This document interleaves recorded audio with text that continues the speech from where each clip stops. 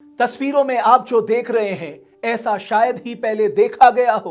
International tunnelling and underground space association के अध्यक्ष Arnold Dix ने 41 मजदूरों को बचाने के लिए मिशन की कमान संभालने से पहले बौखनाथ देवता के आगे माथा टेका।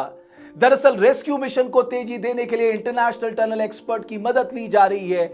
इसी के तहत अर्नोल्ड डिक्स सिलक्यारा पहुंचे और टनल के ऊपर पहाड़ की चट्टानों और मिट्टी का परीक्षण किया, जहां से वर्टिकल ड्रिलिंग की जानी है। दूसरी तस्वीर डीआरडीओ की आरओवी दक्स रोबोटिक मशीन की है, जो आज दोपहर सिलक्यारा लाई गई। ये रोबोटिक मशीन मजदूरों तक जरूरी सामान और दवाइयां पहुंचाएगी।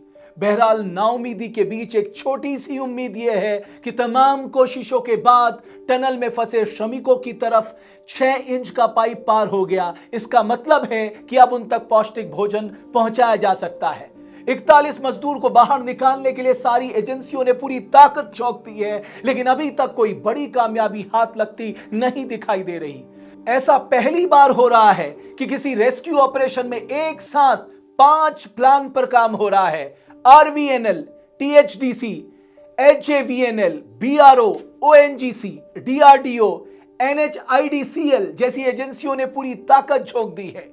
आइए अब उन प्लान पर नजर डालते हैं जिसके चलते ये रेस्क्यू ऑपरेशन सफल होगा। सबसे पहला प्लान जो अब तक का काम कर रहा है वो है ऑगर मशीन से सुरंग के भीतर ड्रिलिंग का। इसके लिए एक और ऑगर मशीन लाई गई है। दूसरा प्लान है वर्टिकल ड्रिलिंग का, यानी टनल के ऊपर से छेद करके रास्ता बनाना। एक्सपर्ट फिलहाल इसी प्लान को मुफीद मान रहे हैं। तीसरा प्लान है टनल के बड़कोट वाले छोर से ड्रिलिंग का, इस पर भी काम शुरू हो गया है।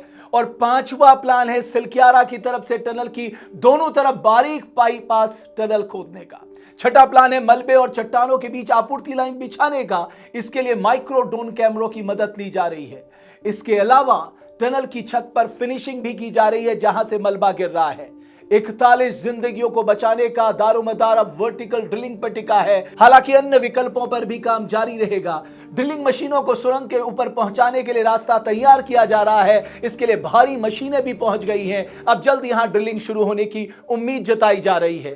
टनल में जहां मलबा फंसा है उसके ठीक ऊपर 1.2 मीटर व्यास का छेद किया जाएगा, जिसके जरिए मजदूरों को बाहर लाने का प्लान है।